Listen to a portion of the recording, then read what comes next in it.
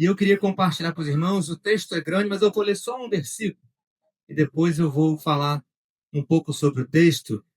Livro de 2 Reis, uma palavra bastante conhecida, capítulo 5. Estamos no culto festivo.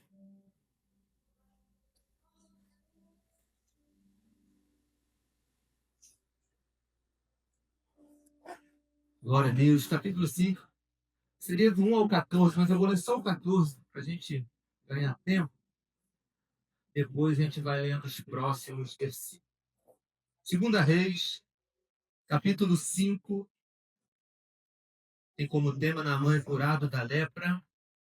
Versículo 14. Aqui. Então desceu e mergulhou no Jordão 7 vezes, conforme a palavra do homem de Deus. E a sua carne tornou como a carne de um menino e ficou purificada. Amém? Pode tomar seu assento nessa noite, glorificando ao Senhor. Não, você não está proibido de adorar, de glorificar. Eu pedi até o João para me ajudar aqui no teclado. Eu gosto de barulho, né? Converti na Assembleia de Deus, como foi falado aqui de conversão. Rapidamente, eu não nasci em berço evangélico. Eu comecei a frequentar a Igreja Batista.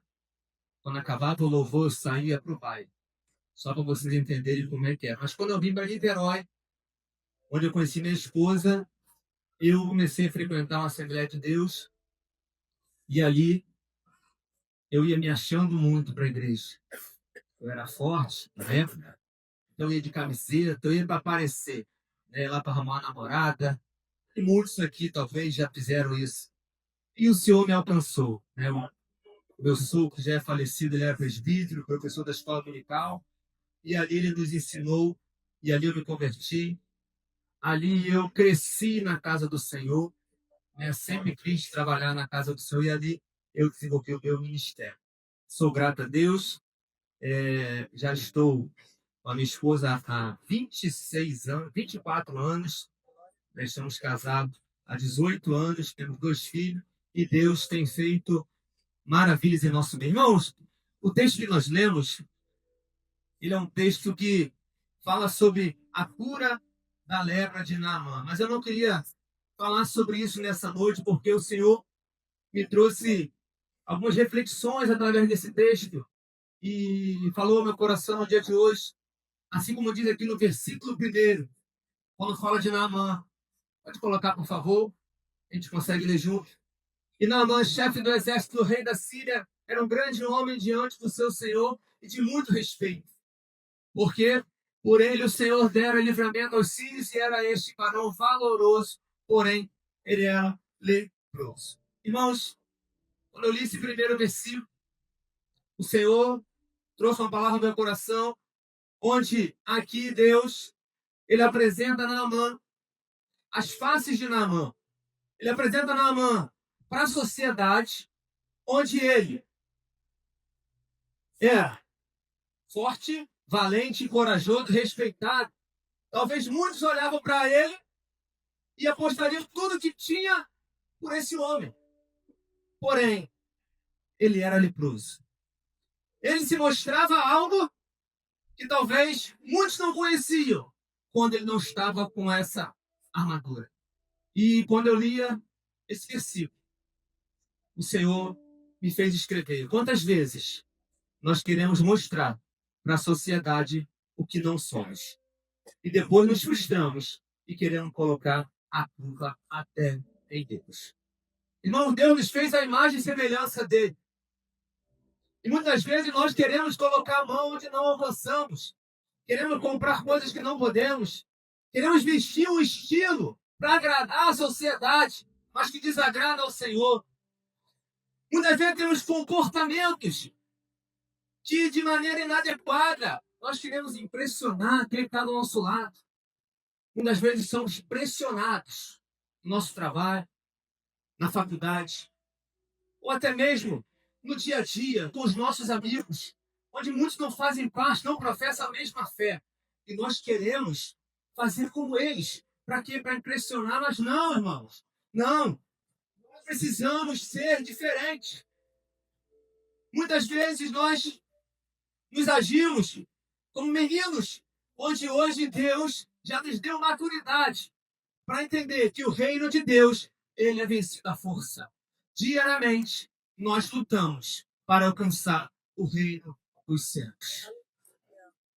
E também aqui nesse versículo, Naamã ele é apresentado na sua casa, sem armadura, despido, sem o seu exército, mostrando aqui a sua fragilidade, a sua doença. Ele estava condenado, irmão, naquela época.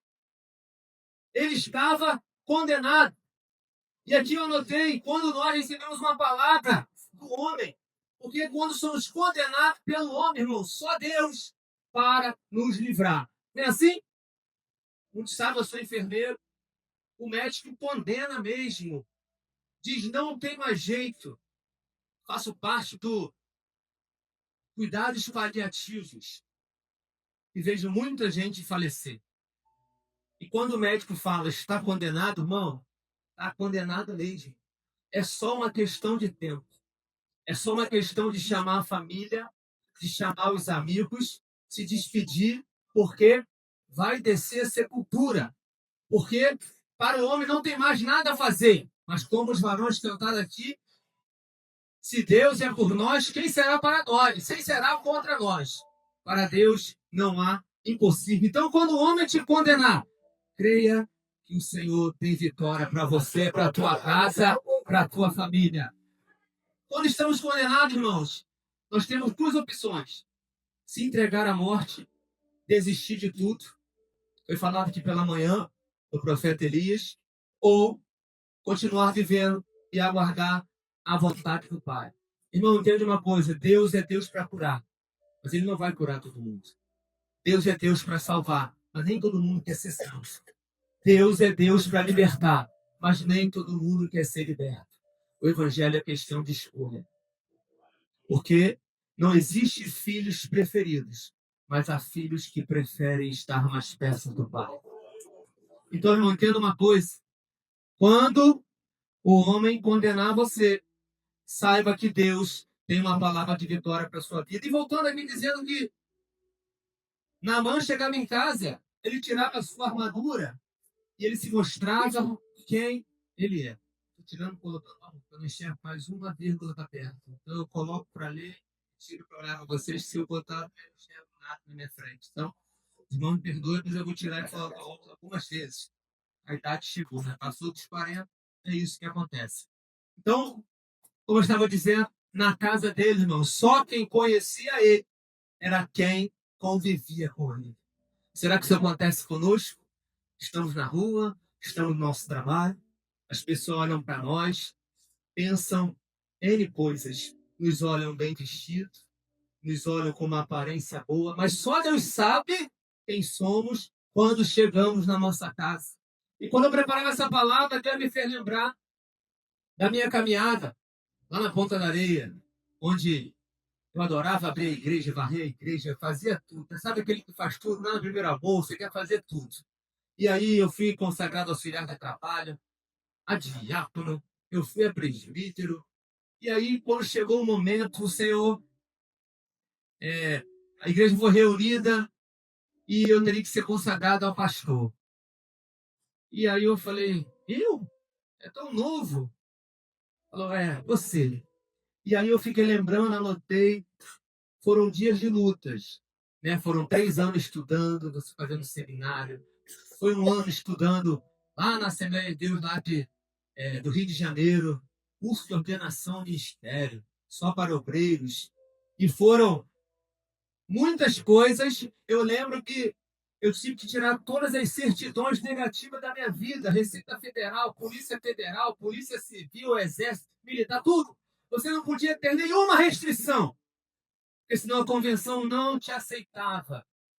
Mas isso tudo, irmão, não fez diferença nenhuma. Quando foi a sabatina com os pastores da convenção, aí que o bicho pegou. Foi tudo normal. A última coisa que aconteceu foi, fizeram um gabinete somente com a minha esposa. E eu não entendi. E depois eu vou entender, irmãos, que não adianta nada você ter isso tudo. Se você não for um bom pai, um bom marido, um bom homem dentro de casa, você não vai ser consagrado. E quando minha esposa saiu, eu falei, mas o que fizeram contigo lá dentro? Ela não perguntou nada se você pregava, se você sabia pregar, só perguntou se você era carinhoso comigo, se você me tratava bem, se você era fiel ao Senhor, se era dizimista. Eu lembrava que eu guardava os talões de dízimo, eu guardei por 14 anos, e eu falava assim, como o Senhor me fez prosperar? Como o Senhor me fez prosperar? Eu gostava, irmão, de olhar para aquele cartão e falar, poxa, eu dizimava com R$ 30 e hoje eu dizimo com tantos, porque eu permaneci fiel ao Senhor. E o Senhor me fez lembrar disso hoje, porque eu te pergunto nessa noite, quem é você dentro da sua casa? Quem é você quando não está com um bonito paletó? Quem é você quando não está perfumado? Com palavras bonitas falando na rua, no seu trabalho, talvez de frente de um setor, responsável por muita gente. Quem é você quando está em casa? Irmãos, eu tenho dito que no final das coisas só vai ficar você e os seus. No final só vai ficar você e os seus. É tempo de você valorizar a sua casa. É tempo de você valorizar os seus. Louvado seja o nome do Senhor. E com esse primeiro versículo, eu entendo que nada nesse mundo pode nos condenar, porque a última palavra vem de Deus. O outro ensinamento dessa palavra que eu aprendo está no versículo 3 e 4, quando uma menina entra em cena e diz assim a palavra do Senhor. E disse a essa sua senhora, tomara que meu senhor estivesse diante do profeta que está em Samaria. Ele o restauraria da sua lepra. Então entrou Naamã e notificou seu senhor, dizendo, assim e assim falou a menina que é da terra de Israel. Eu notei que, irmão, essa menina foi levada cativa como escrava para servir na casa de Naamã. E mesmo assim, em condições contrárias, ela deixou ser usada pelo Senhor e foi o canal de bênção para Naamã, mostrando para ele o caminho da sua cura. Deus vai colocar pessoas no seu caminho para te abençoar, mas também vai colocar para abrir seus olhos, irmão. Nós só queremos ouvir palavra que afeta nosso ego, mas não quer ouvir palavra que venha nos repreender. Louvado seja o nome do Senhor. Nem sempre vamos ouvir palavra que nos agrada. Vamos ser confrontados também e precisamos ser maduros, mas precisamos estar atentos à voz do Senhor. Deus pode falar contigo direto no secreto, mas pode enviar alguém que você não vai dar nada, o menor da casa, para poder falar e entregar algo da parte de Deus. Terceira reflexão, ensinamento que eu vejo nessa passagem, está lá no versículo 10.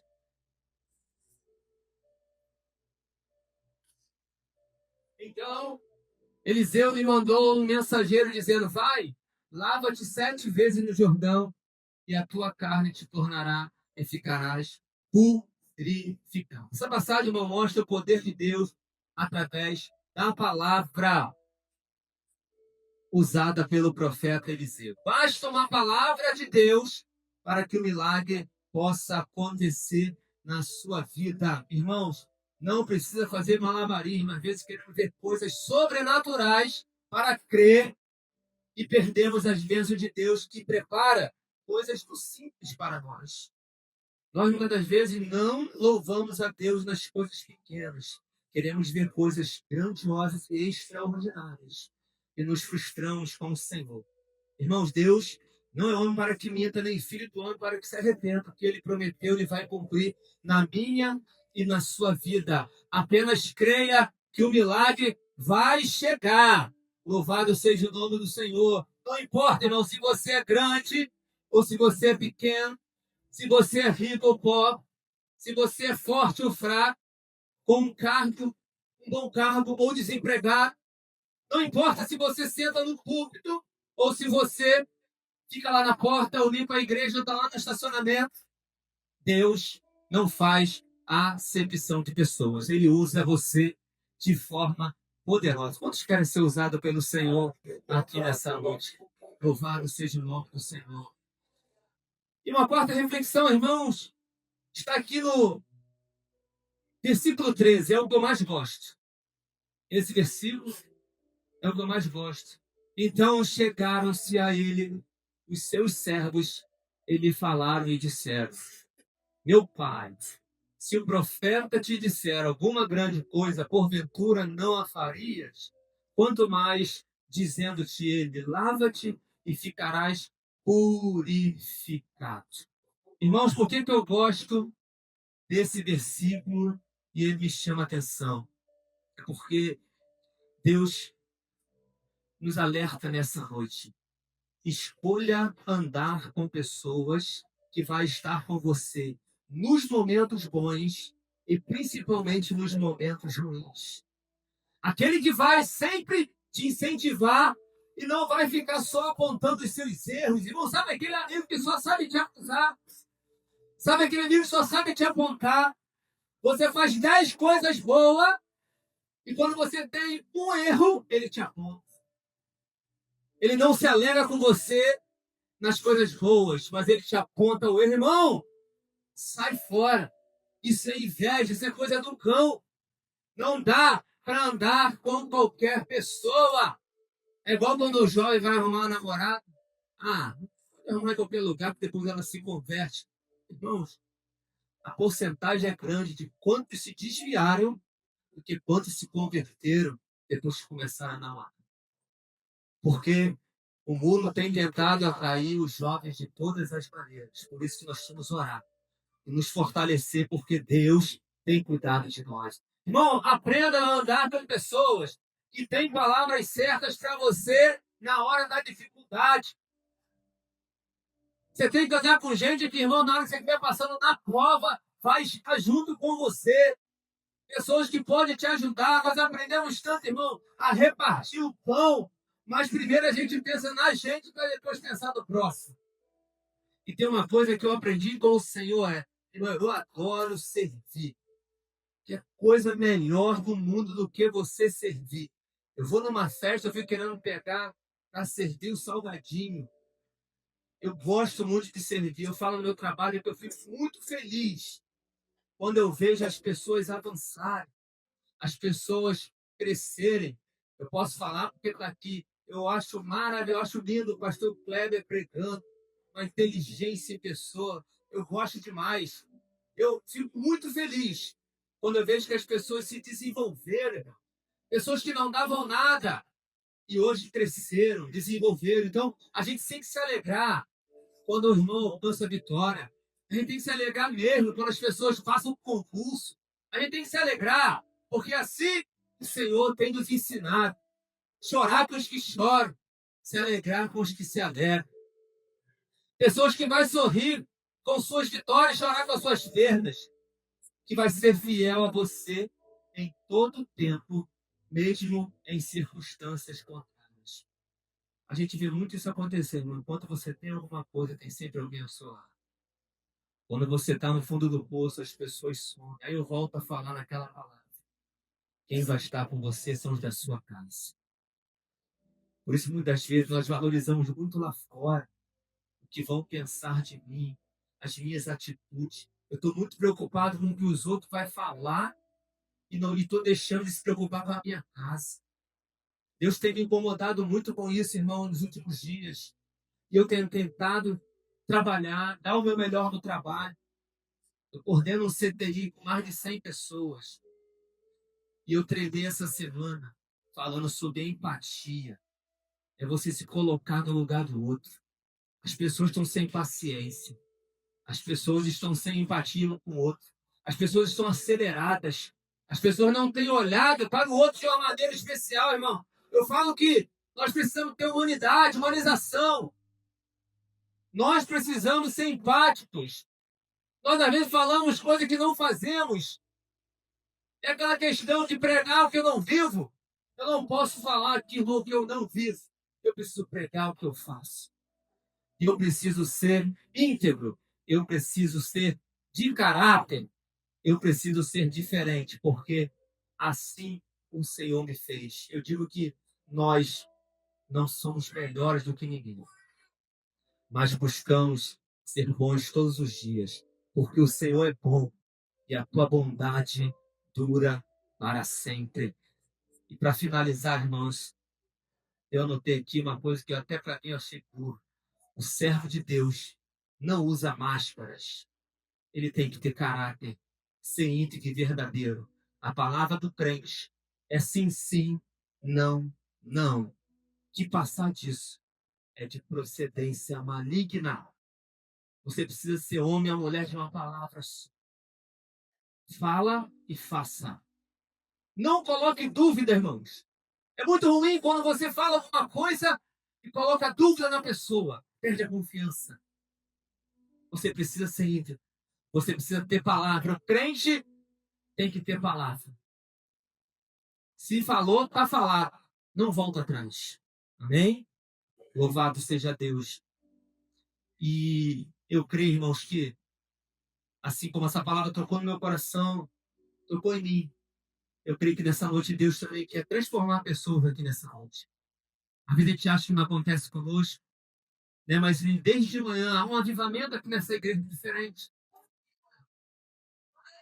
Tem coisa, irmão, que só Deus faz. E a vida fica se segurando, se prendendo, né? Mas Deus, Ele quer, irmão, avivar a sua igreja todo dia. Nós somos crentes pentecostais. Nós somos crentes do fogo mesmo. Essa menina, irmão, estava presa, cativa, mas ela aproveitou a oportunidade. Olha, eu sei que pode te curar, assim que a gente tem que ser, irmão. Com autoridade. A gente tem abaixado a cabeça. O diabo tem se levantado, tem nos confrontado e nós temos abaixado a cabeça. Mas Deus, nessa noite, está jogando por terra, eu não quero aqui, toda mágica, todo pecado oculto, toda hipocrisia, todo orgulho, todo ego, todo rancor, toda mágoa do passado e do presente, tem gente preso, a mágoa, toda dureza do coração. E Deus está liberando nessa noite. Deus está liberando perdão nessa noite. Deus está liberando maturidade espiritual para você nessa noite. Deus está liberando comunhão, restauração. Ele tem vida eterna para mim e para você. Aleluia. Ele está abrindo nossos olhos espirituais nessa noite, irmão. Se for necessário, Ele muda o seu caráter. Ele muda o meu caráter.